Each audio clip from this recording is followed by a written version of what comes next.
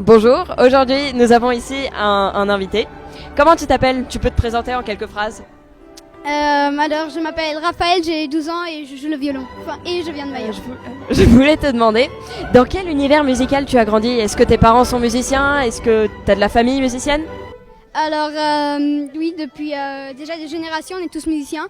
Par exemple, le grand-père de mon père, qui s'appelle Marc Bleuze, était directeur du Conservatoire de Paris et maintenant est compositeur. Et ma mère est pianiste et fait des concerts en trio avec mon père et une copine. Écoute, c'est vraiment super. Je voulais te demander aussi, comment tu te sens quand tu joues? Est-ce que t'as une émotion particulière, un sentiment? Bah, j'aime parce que en fait c'est comme quand on joue tous ensemble, c'est toute une musique qui se forme parce que par exemple moi avant de venir ici j'aimais pas travailler mes morceaux tout seul parce que c'est nul, il y a des pauses tout le temps. Mais après quand il y a les autres instruments qui jouent pendant que toi tu arrêtes, c'est comme écouter un concert finalement. Quand j'imagine aussi par exemple quand il y a un moment triste, j'imagine quelque chose de triste, j'essaie de faire le plus triste possible, j'essaie toujours d'exagérer le plus possible. Et tu as parlé tout à l'heure des entraînements.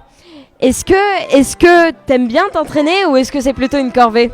Ça dépend, parce que des fois on arrive à s'entendre, on arrive à se connecter, mais des fois on va tous on fait tous n'importe quoi et du coup on n'est pas du tout bien. Ouais.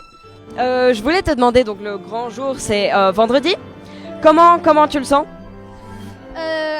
En fait, moi je crois que j'ai pas de stress, je crois comme tous les musiciens parce qu'en fait on est tous en orchestre et moi quand je suis tout seul sur une scène, oui là j'ai le stress parce que là si je me trompe c'est plus grave, mais si en fait je me trompe, il y a de toute façon d'autres violons par-dessus, alors ça se remarque pas trop.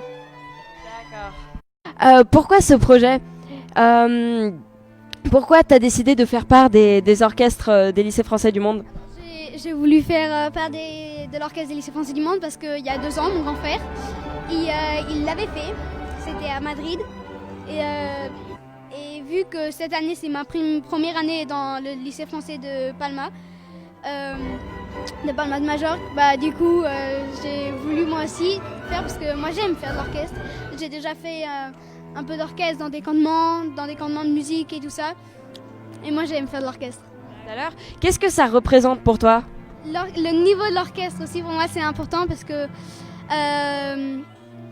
après si on est tous pas forts, l'orchestre va mal sonner. Pour ça qu'aussi non seulement c'est important de connaître les personnes mais aussi de connecter pour tous ensemble faire bon son, de la belle musique. Et donc, avant-dernière question. Donc vous êtes tous de différents âges. Et donc comment vous le vivez? Est-ce que donc je vois que vous avez l'air plutôt proche. L'âge n'est pas très important parce qu'après les personnalités et avant tout. C'est vraiment intéressant. Et dernière question, et pour plus tard, comment tu vois ça dans le futur? Est-ce que tu veux continuer la musique? Est-ce que tu veux continuer l'orchestre? Ou est-ce que c'est un passe-temps et puis tu verras bien? Moi, plus tard, ce que j'aimerais faire, c'est une carrière solo en violon, même si évidemment les probabilités sont basses pour tout le monde parce que pour réussir à être soliste, il faut vraiment beaucoup travailler, il faut vraiment bien faire tout. Faut pas faire n'importe quoi, faut le dire d'une certaine façon. Et du coup, moi, j'espère pouvoir faire une carrière en soliste, mais pas en orchestre parce que, je sais pas, moi, je préfère en soliste. Tu préfères jouer seul?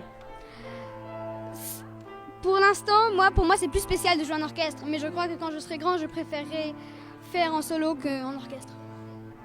D'accord, c'était la dernière question, on espère pour toi aussi. Merci de nous avoir accordé quelques minutes et puis voilà, on te souhaite bonne chance.